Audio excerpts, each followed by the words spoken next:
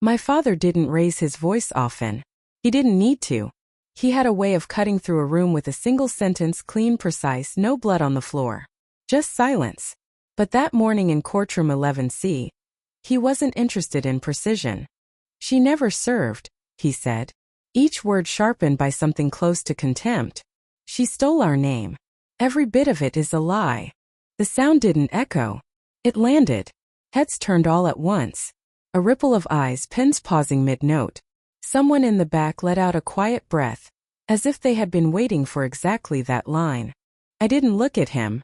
I looked at the bench. At the woman seated above us in a dark robe, her posture still, her gaze unreadable. Judge Marion Vale had been quiet all morning. Not indifferent. Contained. Like someone holding a door closed against a storm no one else could hear. I didn't flinch. I didn't speak. I just watched her and waited. Because something in the way her eyes settled on me, just a fraction longer than necessary, felt less like judgment and more like recognition. 6 feet separated me from the people who gave me life. On the plaintiff's side, my father, immaculate as always. Navy suit, silver hair combed back with practiced discipline. My mother beside him, pearl earrings, neutral expression, the posture she used at charity events and funerals. Appropriate. Contained. Untouchable. Their attorney stood slightly forward, carrying the easy confidence of someone who believed the story he was telling was already halfway to being accepted as truth. On my side there was only me. No legal team. No tabbed binders. Just a charcoal coat, my hair pulled back tight, and my hands folded in my lap so they wouldn't betray the small involuntary tremor that lived somewhere beneath my skin. My uniform wasn't with me. It was pressed and folded at home, tucked inside a cedar chest at the foot of my bed, but I could still feel it. The weight of it. The seam at the shoulder. The faint ghost of sand that never fully leaves your memory, no matter how many times you wash. Kandahar had a smell. Dust and heat and something metallic that clung to the back of your throat. That scent never really leaves you. Even here. Even now. Their attorney laid out the case in clean, deliberate language. No verifiable enlistment record under my social security number. No discharge papers available through standard channels. Financial records showing veteran-related benefits received over several years. Witness testimony suggesting, and I remember the exact words, a pattern of unstable behavior and attention-seeking narratives consistent with fabricated trauma. Each word placed exactly where it would do the most damage. Unstable. Fabricated. Attention-seeking. I didn't interrupt. Silence unsettles people more than argument. It forces them to sit with what they've said instead of pushing against resistance. But to them my silence meant something else. Guilt. Confirmation. Proof. On paper my father's version made sense. On paper I didn't exist. I was 18 when I left that house. A duffel bag over my shoulder, waiting for something I couldn't name. A hug. An acknowledgement. Anything. My mother stood in the kitchen with her back partially turned. My father didn't get up from his chair. Just don't embarrass us, he said, not looking away from the paper in his hands. That was it. I walked into the recruitment office the next morning. Not to prove him wrong. Not exactly. I enlisted because it was the first thing that felt real. Something that didn't depend on his approval. Something with consequences that couldn't be negotiated away over a polite dinner. Basic training stripped everything down. Name, hair, habits, assumptions. What remained was simpler, harder, more honest. No one there knew my father's name. No one cared. For the first time that felt like relief. The first deployment came faster than I expected. Kandahar wasn't what people imagine when they hear the word spoken from a distance. It was layers. Dust and heat and attention that never fully dissipated. The air itself felt alert, as if waiting for something to break. I was attached to a medical evacuation unit operating on routes that didn't appear on standard maps. Get in, stabilize, get out. Simple in theory. In practice, it meant arriving at the worst moments of someone else's life. You don't remember every face. Your mind learns to protect itself in ways you don't notice until later. But you remember details. A voice. A hand gripping yours too tightly. The way someone says your name when they're trying not to panic. You remember the wait. Always the wait. The night everything changed didn't announce itself. Convoys don't come with warnings. We were 3 vehicles deep when the blast hit. The sound was wrong. Not louder than expected. Closer. Immediate in a way that bypassed thought and went straight to reaction. Training took over. Movement assessment triage. No space for fear. That came later if it came at all. I remember the heat first. Then the smell. Burnt metal and something sharper underneath. Someone shouting coordinates. Someone else calling for a medic who wasn't answering. And then I was moving. Hands on a body. Pressure where there was too much blood. Instructions leaving my mouth like they had been waiting there all along. Stay with me. Don't close your eyes. Look at me. I didn't talk about Kandahar when I came home. Not because I didn't want to. Because there was nowhere for it to go. You can't carry that kind of weight into a room where people are discussing dinner plans and social calendars. It doesn't fit. So I learned not to try. 3 years later I came back.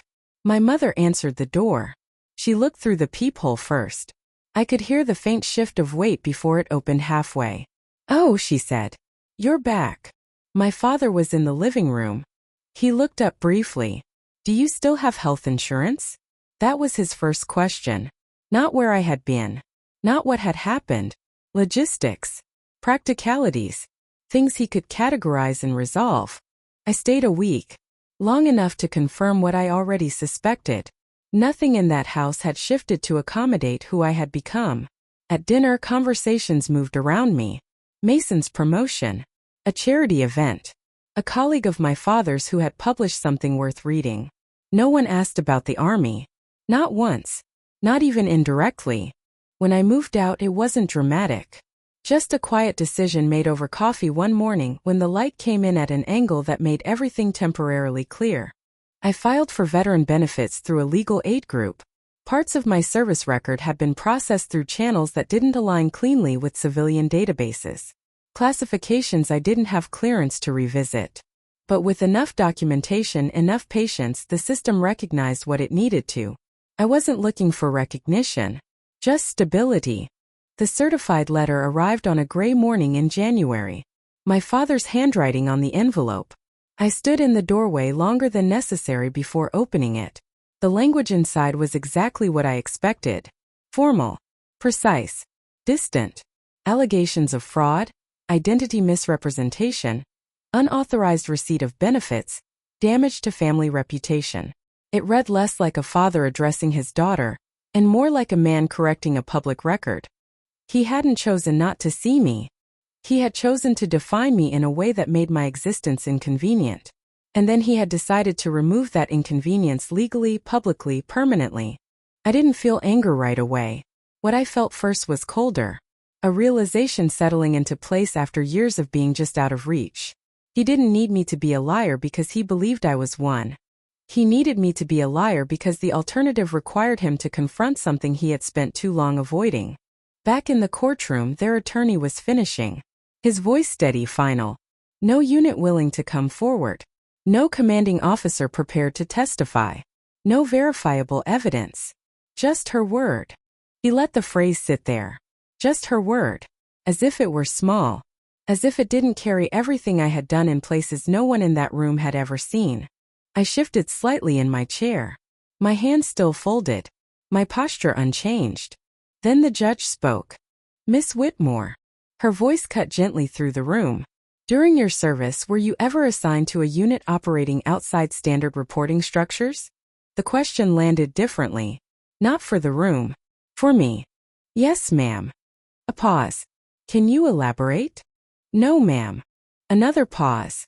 "Not because you are unwilling." "No, ma'am. Because I am unable." The room shifted. Confusion. Unease. This wasn't the expected path. She nodded once, slowly. "Was there an incident involving a convoy and an IED detonation during your time in Kandahar?" The air changed. I felt it in my chest before I fully processed the words. "Yes, ma'am."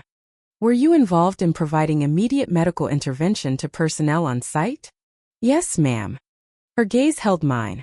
"Do you recall a secondary extraction involving a legal liaison attached to the operation?" The memory came back sharper. Heat, noise, the weight of someone in my hands. "Her arm was hit," I said. "High on the shoulder. Arterial bleed." We had to stabilize before airlift. A pause. She kept asking for a report log. Wouldn't let it go even when she was fading. The corner of the judge's mouth moved. Not a smile. Recognition. I remember, she said softly. The words didn't carry far. They weren't for the room. They were for me. Their attorney shifted. Your Honor, I'm not sure how this line of questioning. She raised a hand. He stopped. She rose from behind the bench. Unhurried. Deliberate. Judges don't do that. They remain elevated, removed, contained within the structure of proceedings. She didn't. She moved into the space, into the same air we were all breathing. Then slowly, her fingers found the fastening at the collar of her robe. One motion. Clean. She slipped the robe from her shoulders. The sound it made falling was almost nothing, but the absence it created was loud. Beneath the robe a simple blouse. Sleeves rolled just enough. And there below the shoulder where the fabric pulled back slightly as she moved, a scar. Old. The kind that doesn't fade completely. The kind that tells a story without needing words. This, she said, her voice steady, is what you are asking me to disregard. No one spoke. I was assigned as a legal liaison to a joint operation in Kandahar, she continued.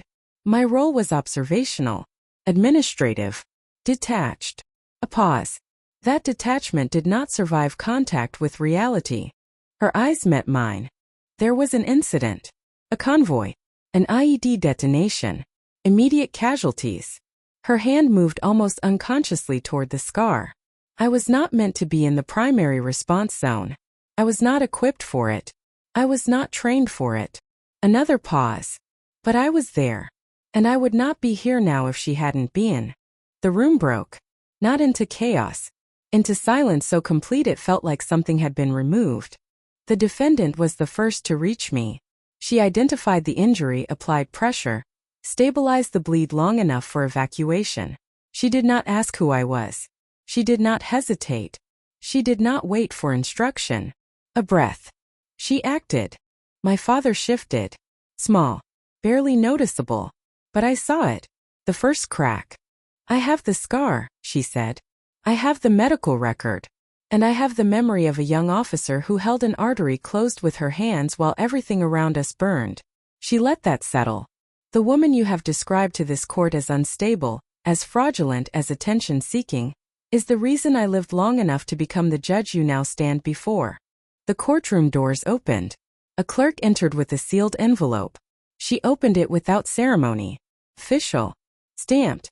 Marked in a way that didn't belong to civilian systems. These documents have been released under an emergency declassification order authorized within the last 12 hours. Service records. Deployment logs. Commendations. Chain of command verification. A field report bearing the signature of the commanding officer present at the Kandahar incident. Her eyes lifted. Which aligns with the testimony I have just provided. She looked at my father. Really looked at him. Not as a plaintiff. As a man. You asked for proof, she said. You have it. The case was dismissed with prejudice. No refiling. No second path. The version of me my father had spent years constructing, and finally decided to make official, had been denied the one thing he trusted most. Legal permanence. Outside, the air was thick with late afternoon heat. Reporters gathered near the steps. I kept walking. The truth had already arrived. It didn't require amplification. That night I stood at my window and let the quiet settle. I had imagined this moment. What it would feel like to have everything confirmed. I thought it would feel like victory. It didn't. It felt like absence. Like something that had occupied too much space for too long had finally been removed. Not replaced. Just gone. 2 weeks later a letter arrived. Heavy paper. My father's handwriting. Inside the language was measured. Formal. There was mention of regret, of misinterpretation, of the complexities of family dynamics under pressure. He signed it with his full name. No dad. No attempt to close the distance. Just a name the same way he had addressed me in the lawsuit. I read the first paragraph. Then I stopped, folded the paper and set it aside. Not out of anger. Out of understanding. Some people don't apologize. They revise. and I was no longer interested in revisions. I moved 3 months later. A small house at the edge of a forest where the air changed with the time of day and silence was full of small, steady sounds. Wind through trees. Water somewhere you couldn't quite see. I found work at a veterans clinic. No title on the door. Just Elena. Most of the people who came through didn't ask about my past. They didn't need to. They carried their own. One evening I sat on the bench behind the house. The sky was clear. Stars spread across it unfiltered. I held a photograph, grainy old. Me kneeling beside a vehicle that no longer existed. In the corner, barely legible. Fail. She had sent it without a note. She didn't need one. I placed it on the shelf above the fireplace. Not as a display. Not next to medals. Just where I could see it. A reminder not of what I had proven but of what I had lived. My father never called. I don't know if he read the full ruling. I don't know if he found a version of the story that lets him keep moving without looking too closely. It doesn't matter. Closure isn't always an apology. Sometimes it's the absence of the need for one.